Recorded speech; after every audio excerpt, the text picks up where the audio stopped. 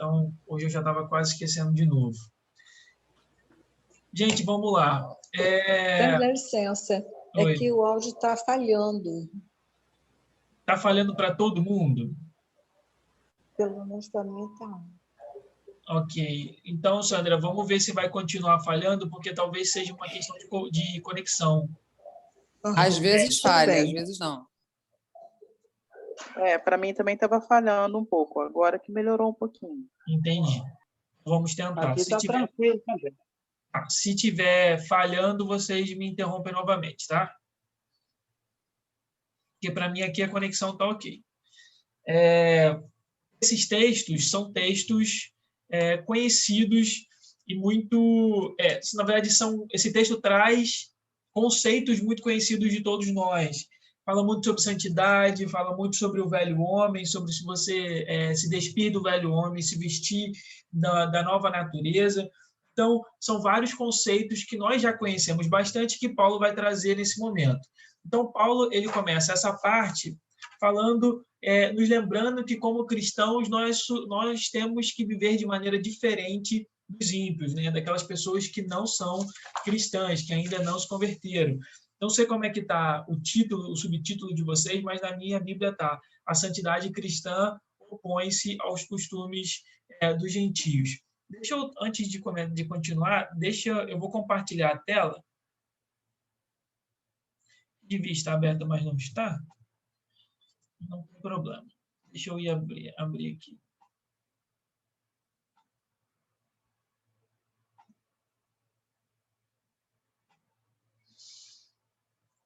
Hoje nós temos slides.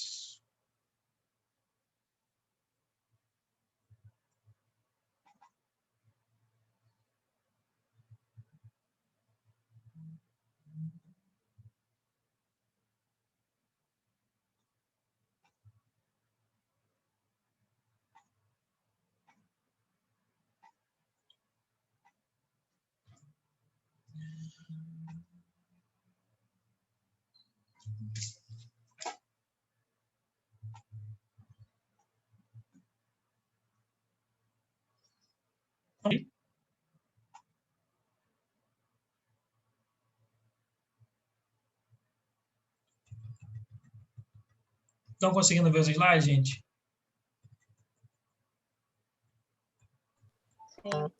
Sim. Ok, obrigado.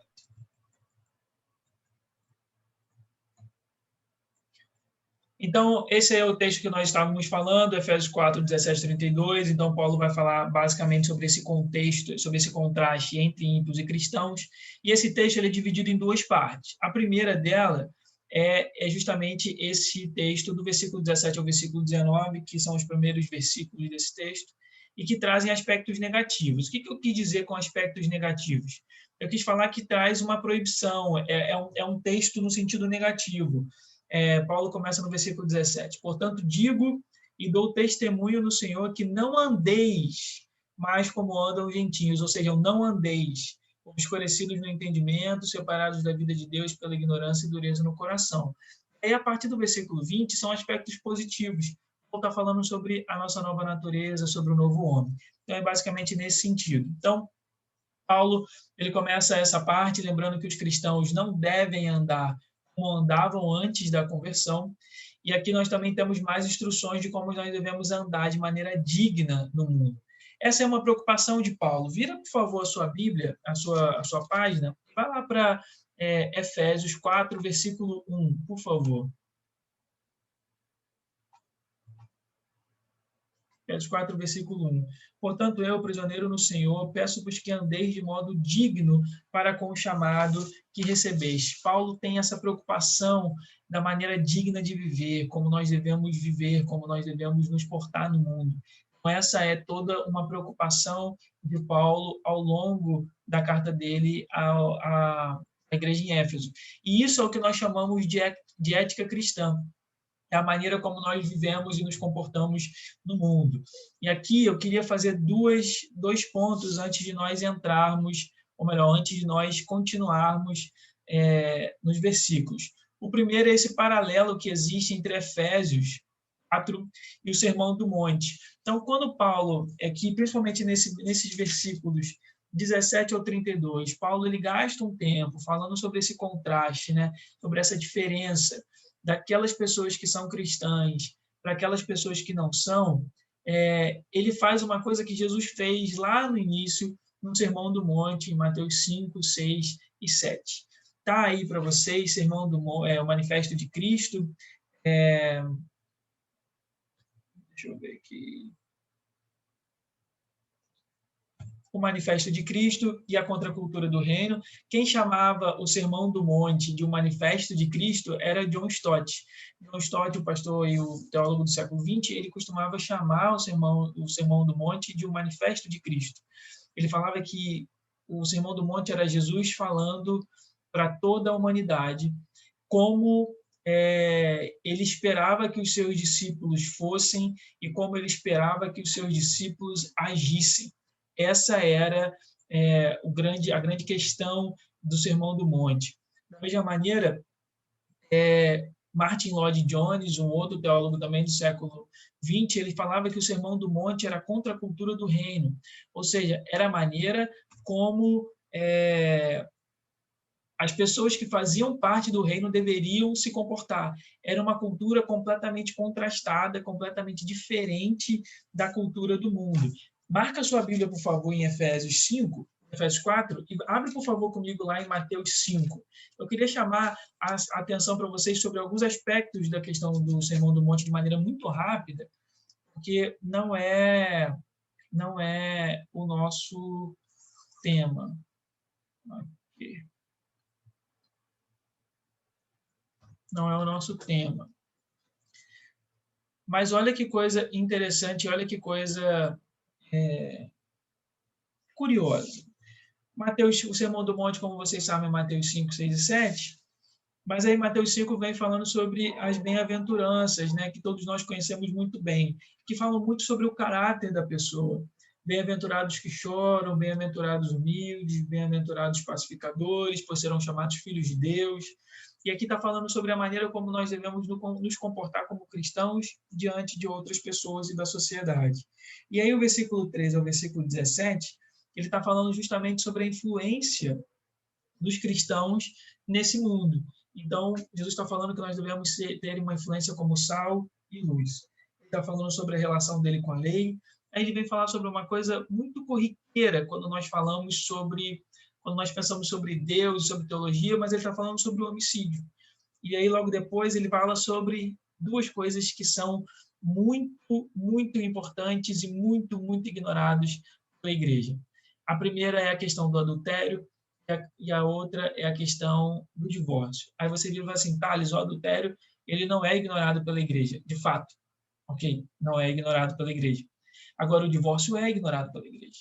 A questão do divórcio é muito ignorada. Aí você vira e fala assim, mas por quê? Porque o divórcio ele é amplamente aceito dentro da igreja cristã no geral. Não só na igreja brasileira, mas ele é aceito dentro da igreja cristã no geral. Só que quando você vai ler o texto de Jesus falando sobre o divórcio, ele praticamente não deixa nenhuma margem ali para a questão do divórcio. Existe sobre essa questão do adultério, então se houver adultério, existe esse permissivo legal para fazer o divórcio? Eu já expliquei isso para vocês uma aula atrás, a minha opinião sobre isso. Eu acho que não existe e não é esse o contexto que diz aqui o texto. Mas, enfim, não vou gastar tempo, depois, se quiser, eu explico isso com calma. Mas o que eu quero falar sobre isso é que existem aspectos comuns e corriqueiros da nossa vida, e Jesus se preocupou em dizer, olha, vocês devem agir assim. Ele segue falando sobre juramentos, ele fala sobre o amor aos inimigos, logo depois ele fala sobre ostentação. A gente está vivendo aí uma cultura que o pessoal conhece, né? O pessoal fala muito, comenta muito, que é essa cultura ostentação.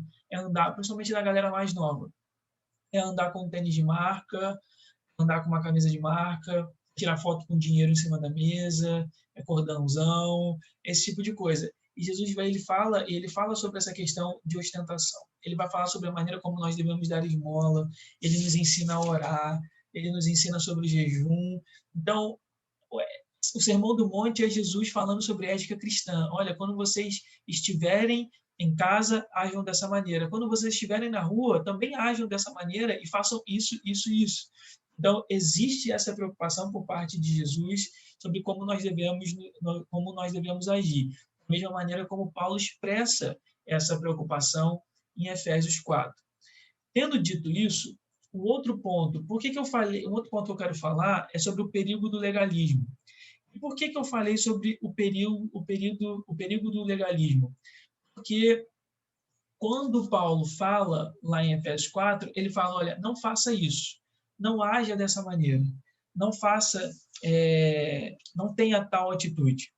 Agora, uma coisa que eu tenho percebido, e é muito comum, os cristãos eles gostam de listinhas, de olha, isso é pecado, isso não é pecado. O cristão gosta dessa coisa, você pode fazer isso e você não faça isso. Ficou muito conhecido, né?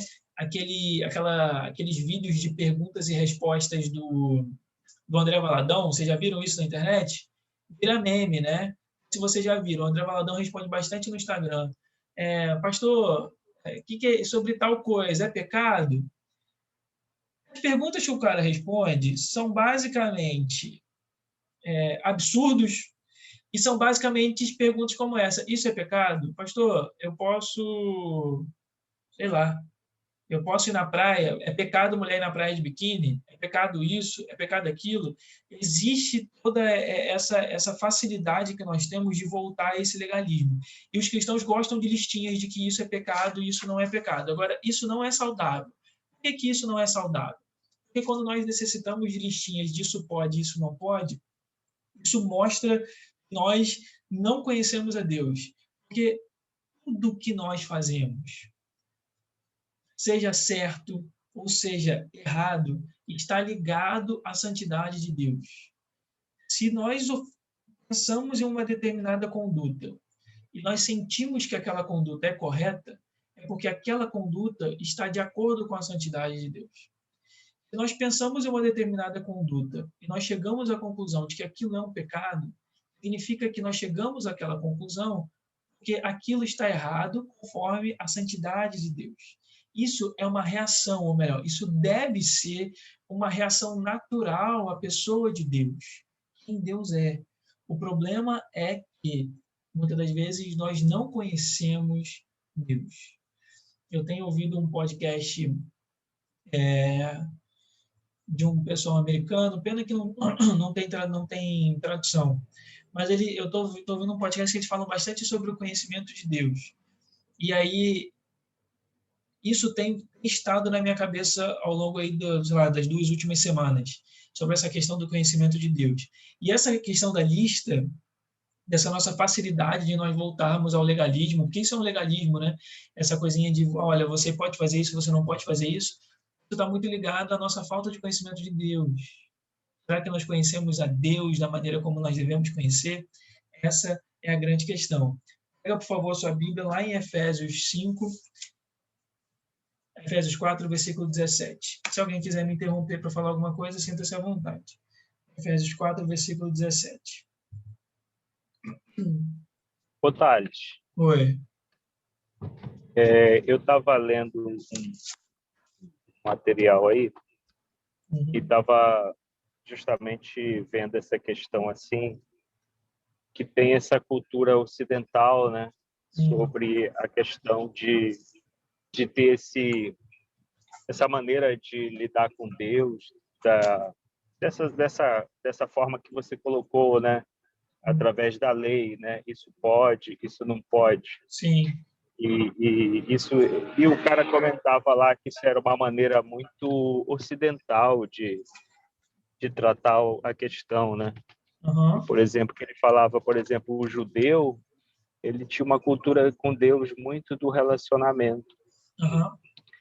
E na cultura do relacionamento, né, se pressupunha que realmente, por exemplo, se você tem uma aliança com a pessoa, né, você reconhece aquela aliança e você vai fazer de tudo, assim, né, trabalhar de tudo para que você não fira aquela aliança. O teu comportamento vai preservar, vai buscar salvaguardar, né, aquela aliança. Então, achei isso interessante, né? Você está lendo do Tozer? Não, não, não. Esse ainda não li, não. Ok. Na verdade, esse é um livro que fala sobre profético, falando sobre isso, né? É Entendi. porque eu acabo que estou vendo que essa questão acaba sendo um dilema na cabeça de muito dos cristãos, né? Aquela Sim, coisa, é muito mais lei ou eu tenho que ser muito mais palavra ou muito mais espiritual, né? A gente acaba separando um pouco, né? A tendência de uma pessoa que, vamos dizer assim, ela é mais ligada na palavra, ela vai tender a considerar o aspecto da lei um pouco mais frio, vamos dizer assim, né? Com perdão da expressão, um pouco mais frio, desconsiderando que existe uma pessoa por trás daquilo, né? sim, sim, Assim como tem o espírito, né? E sim. acha que, sei lá, aquela coisa da pessoa, da pessoalidade de Deus é uma coisa mais sentimental e o que interessa é você conhecer o que a lei representa, né? Uhum. Mas então acho que a gente vive um pouco de conflito nisso, né? E Sim, isso traz, eu acho que esse pensamento afeta essa maneira de perceber e afeta no fundo a nossa maneira de se relacionar, né? Era isso aí. sempre lembrando que quando Deus institui a lei, né, ele institui a lei para ser uma maneira de relacionamento, né? É a maneira como os judeus eles iriam se relacionar com Deus.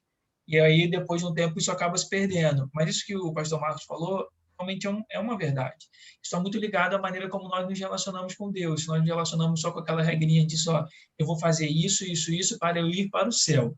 Então, você não entendeu nada, porque tudo que nós fazemos, seja quando nós tentamos agir de maneira correta para não pecar, é voltado ao nosso relacionamento com Deus, porque nós queremos fazer a manutenção desse relacionamento, porque nós queremos melhorar esse relacionamento, porque nós queremos continuar com esse relacionamento. Da mesma maneira que existe uma pessoa por trás dessa conduta que é aceita e que não é aceita. Essa pessoa é Deus e é uma pessoa extremamente santa. Então, é isso que está ligado.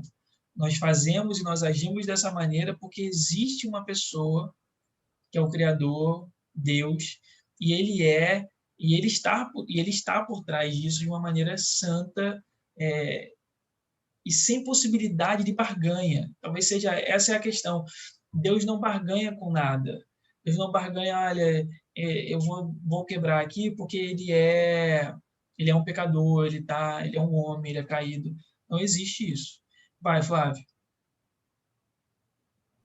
Na verdade, o que faz eu querer viver, né, conforme a vontade de Deus é não querer ferir Deus. Exato. Eu tenho muita preocupação com isso, em ferir. É, Então, assim, não que eu não fira, né? Que eu com certeza faço sim, muita coisa que magoa, mas assim, a minha preocupação sempre foi essa. Então, assim, quando eu ando de uma forma, eu tento andar, né, da forma como ele quer, é porque eu entendo que todas as minhas condutas que não condiz com o que ele quer, tá ferindo a pessoa dele. Então, eu não quero ferir, então eu não faço. e é o que Então, Paulo fala, é o que Paulo fala lá que nós lemos em Efésios 4, versículo 30. E não entristeçais o Espírito Santo. É basicamente isso. E a gente saber que o Espírito Santo também, nesse caso, é o Espírito Santo Deus, é uma pessoa, e que quando nós pecamos, nós entristecemos ele. Essa é a grande, nós ofendemos ele, nós ofendemos a santidade dele, e essa é justamente a questão. Versículo 17 e versículo 18. Portanto, Sabe, digo, oi, tem uma pergunta. quem é Diego? É, Vai, mano. legalismo é diferente de legalidade? A legalidade é quando geralmente é usada nesse contexto em que nós falamos sobre você dar brecha, você fazer alguma coisa nesse sentido. O legalismo é você viver debaixo de leis que acabam anulando o Senhor, acabam anulando a obra da cruz. Então vamos lá, vou dar um exemplo. O exemplo clássico de legalismo na Bíblia é Gálatas. Paulo ele escreve a carta à igreja na Galácia porque eles estavam sendo legalistas, eles queriam voltar a praticar todas aquelas leis e rituais do povo judeu. Só que Paulo falou, olha, nós estamos em um tempo da graça, Jesus veio, morreu em nosso favor, em nosso lugar. Não é necessário mais, por exemplo, vocês passarem pela circuncisão. Não é mais necessário vocês passarem e vocês começarem a observar as regras de alimentação. Acaba que o legalismo, algumas pessoas eles falam, definem o legalismo isso. Algumas pessoas definem o legalismo como uma falsa espiritualidade. A maneira como você demonstra espiritualidade é um monte de regrinha. Olha, eu não ando assim, eu só me visto assim, eu faço isso, eu faço aquilo lá. Aquilo, aquele monte de regra que a pessoa segue, é a maneira como a pessoa demonstra para quem está de fora que ela é uma pessoa santa. O problema é que isso, muitas das vezes, não condiz com o nosso coração. Quem fala muito isso é a pastora Sheila. A pastora Sheila costumava dizer bastante isso. Ela falava o seguinte, olha, gente que é muito ligada, gente que é muito legalista, é muito cheio de isso é pecado, isso não pode, isso é aquilo, isso aqui, geralmente são pessoas depravadas na sua vida interna. Ela falava muito disso. Ela falava que eram pessoas que usavam desse legalismo externo para compensar uma depravação interna, uma falta de santidade interna. Então é muito ligado a isso. É por isso que assim eu tenho problema com gente que é legalista e com gente. Se a pessoa é legalista, eu só lamento por ela, porque ela vai viver uma vida presa. O problema é quando ela é uma pessoa bem legalista, ela quer impor aquelas leis da cabeça dela para a comunidade, para os demais. Isso eu realmente não consigo aceitar. Porque se Cristo me libertou, eu não vou aceitar voltar para um cabresto desse. Agora, quer dizer que não existe mais pecado? Não, não quer dizer isso. As leis morais, o padrão altíssimo de santidade de Deus permanece. E quando a gente olha o Novo Testamento, ele não só permanece, como ele sobe. No Antigo Testamento, se você adulterasse, se você tomasse a mulher de outro homem, isso era adultério. Agora, quando nós olhamos no Novo Testamento, o simples fato de você pensar em adulterar, você já pecou. Então, você vê que Jesus ele sobe a régua da santidade. Então, não quer dizer que as coisas simplesmente deixaram de ser pecado. Não é isso. Agora, vir uma pessoa e falar assim, olha, você não pode... Vou dar um exemplo. Você não pode comer carne de porco. Ou então, mulheres, vocês não podem usar calça. Olha, você não pode ouvir música que não seja música gospel.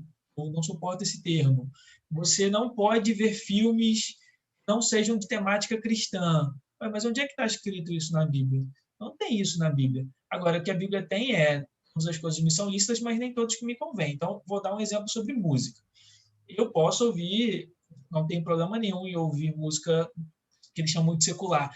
É um termo muito errado, essa divisão entre secular e santo. Muito errado, porque não existe essa diferença para Deus. Toda a nossa vida deve ser santificada para Deus. Seja eu ouvindo uma música dos Beatles, seja eu ouvindo, sei lá, uma música cristã que a gente toca na igreja. Tudo deve ser santificado para o Senhor. Agora, uma coisa é ouvir Beatles, outra coisa é ouvir um funk pesadão, só fala de palavrão e pornografia. São coisas diferentes. Essa é a questão. Eu posso sair com meus amigos, mas me convém ir para uma boate? Essa é a questão. Entendeu? Então, assim, eu não gosto desse tipo de legalismo, quando a pessoa cria um monte de regra. Isso eu tenho dificuldade de aceitar. Entendeu, Diego? Entendi. Show. Vai, Júnior.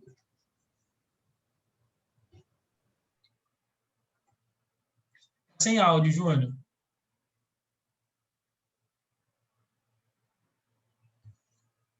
Por que está sem áudio?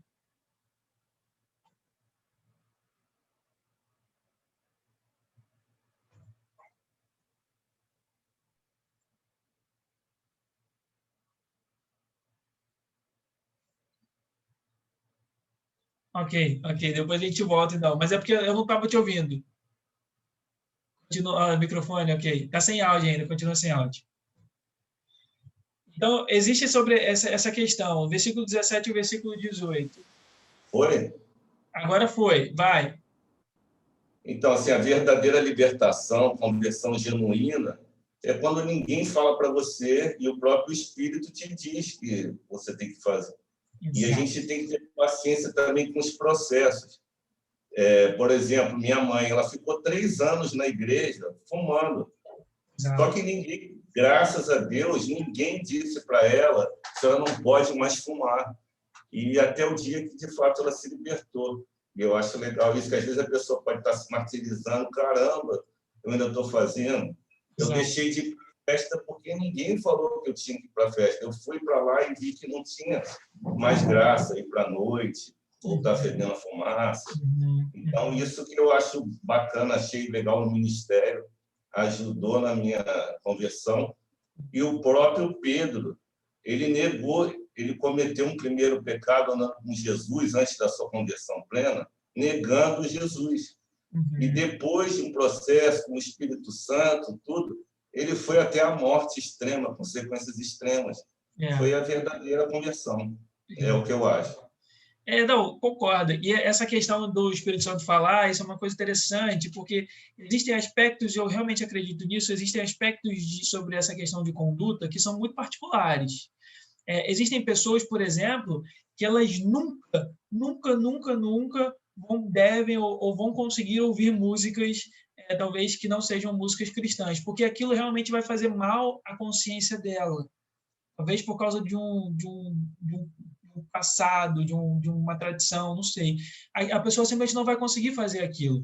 Agora, a minha consciência não vai ser ferida se eu ouvir uma música dessa. Paulo fala muito sobre isso. Se a sua consciência te condena, então você pecou. Se a sua consciência de nascido de novo, tá? Se a sua consciência de cristão, se ela te condena, então você pecou. Respeite a sua consciência. Saiba e escute, sinta o Espírito Santo te guiando, como o Júnior falou, mas algumas vezes uma determinada conduta que o Espírito Santo vai assinalar para o Diego, ele não vai assinalar necessariamente para o Júnior. E tudo bem. E tudo bem. Significa que se o Diego fizer aquilo que o Espírito Santo assinalou para ele, então ele pecou. Mas não necessariamente para o Júnior. Essa é a questão. Cada pessoa vai ter esses aspectos pessoais muito ligados ao seu histórico, muito ligado de onde ela veio. Algumas pessoas nunca vão poder ter contato nenhum com álcool. Eu falo contato nem de sentar perto de uma pessoa que tenha bebido. Nem de ir para um jantar com outras pessoas e a outra pessoa está bebendo. Tem pessoas que nunca vão poder ter contato com ela. Porque isso está ligado à tradição dela. Vai ser sempre algo que o Espírito Santo vai incomodar aquela pessoa. Essa pessoa precisa observar essa questão e seguir o que o Espírito Santo está dizendo. Ok? Bem? Isso aí, Tade, isso aí está dentro da multiforma de Deus trabalhar? Sim, está dentro da multiforma de Deus trabalhar, porque Deus trabalha de maneira personalizada. Não é aquela coisa de que Deus vai trabalhar da mesma forma para todo mundo. Não é assim. É só nós olharmos aqui, cada um se converteu de uma maneira, cada um teve um batismo de uma maneira, cada um se relaciona de Deus com ênfases diferentes. Agora, no final de tudo, é sempre Deus e o Espírito Santo trabalhando na vida de todo mundo. Amém. Hein, Carlos? Oi. Carlos, esse item anterior que você falou acerca daquilo que a nossa consciência não nos condena. Eu estava vendo um texto interessante, estava ouvindo um texto interessante, eu não lembro aonde, mas diz que tudo aquilo que a gente faz que escandaliza o nosso irmão, a gente não pode fazer, né? Exato. Interessante, cara. Exato. É uma coisa que amarra a outra, né? Exato. Isso é um cuidado que nós devemos ter. Porque, da mesma maneira, às vezes é uma coisa que, para a gente, realmente não tem problema, nós estamos bem com o Senhor, aquilo não representa um pecado, aquilo não fere a nossa consciência. Agora, será que isso vai servir de escândalo, talvez, para um irmão que está começando, para aquela pessoa que olha para você e te vê como referência? Então, é uma coisa que nós temos que ter cuidado. Olha, só um testemunho rápido. Eu te falo isso porque quando eu ia para a igreja, na minha coletânea, no playlist de música, eu coloquei 3 músicas que eu gosto muito, daí de fora, né? Que é secular. Só que eu costumava dar carona para o irmão. Opa, Aí eu cheguei, peguei o computador e deletei as músicas, porque sempre dava carona para ele. Eu não sei como é que ele ia reagir. Exatamente. Até então, o Francisco é crente aqui no condomínio. Mas, de repente, começa a ouvir música secular, aí o negócio pega, né? O cara é crente, mas não é tão crente, né? E só para deixar claro, é engraçado, mas só para deixar claro, isso não é uma hipocrisia do Francisco, isso é um cuidado que todos nós devemos ter. Porque, assim, na consciência dele, ele sabe que ele não está cometendo pecado nenhum, gente. Não existe nenhum lugar na Bíblia que fala que você não pode ouvir música que não cite Deus. Não existe isso. Não existe. Agora, a gente sabe que, principalmente dentro do universo evangélico, né, brasileiro, tem essa coisa, olha, crente não senta com gente que bebe, crente não ouve música do mundo, né, como nós chamamos, crente não vai poder ter... Então, assim, existe essa coisa que está todo mundo já acostumado. Então, talvez se o vizinho dele lá do condomínio desse uma carona e estivesse tocando, sei lá, uma Legião Urbana, uma parada dessa, fosse dar problema, fosse dar um empenho. Então, o Francisco, de maneira muito sábia, falou assim, opa, não vou fazer isso. Então, não é hipocrisia, eu acho que realmente é cuidado. Ok? Vamos seguir, então. Eu tenho 2 minutos, minha gente. Deixa eu ler 17 e 18. Versículo 17 e versículo 18. Portanto, dou testemunho no Senhor, que não andeis mais como andam os gentios em pensamentos fúteis, obscurecidos no entendimento, separados da vida de Deus pela ignorância e dureza no coração.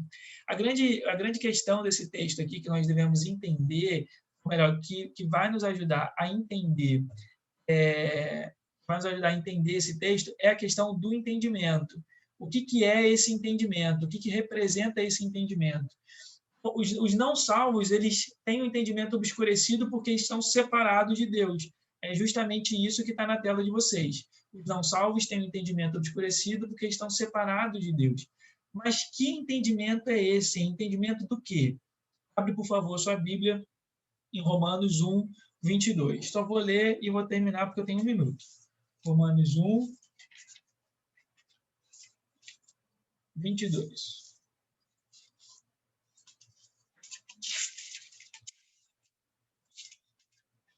Esse texto é incrível, gente. Romanos 1 é sensacional. Romanos 1, 22. Vamos ler, na verdade, versículo 20. Pois os seus atributos, está falando de Deus, pois os seus atributos invisíveis, seu eterno poder e divindade são vistos claramente desde a criação do mundo e percebidos mediante as coisas criadas, de modo que esses homens são indesculpáveis. Porque mesmo tendo conhecido a Deus, não glorificaram como Deus, lhe deram graças. Pelo contrário, tornaram-se fúteis nas suas especulações e seu coração insensato se obscureceu. Dizendo-se sábios, tornaram-se loucos, e substituindo a glória de Deus incorruptível por imagens semelhantes ao homem corruptível, às aves, aos quadrúpedes e aos répteis. E por isso que Deus os entregou à impureza sexual, ao desejo ardente de seus corações para desonrarem seus corpos entre si, pois substituíram a verdade de Deus pela mentira e adoraram e serviram a criatura em lugar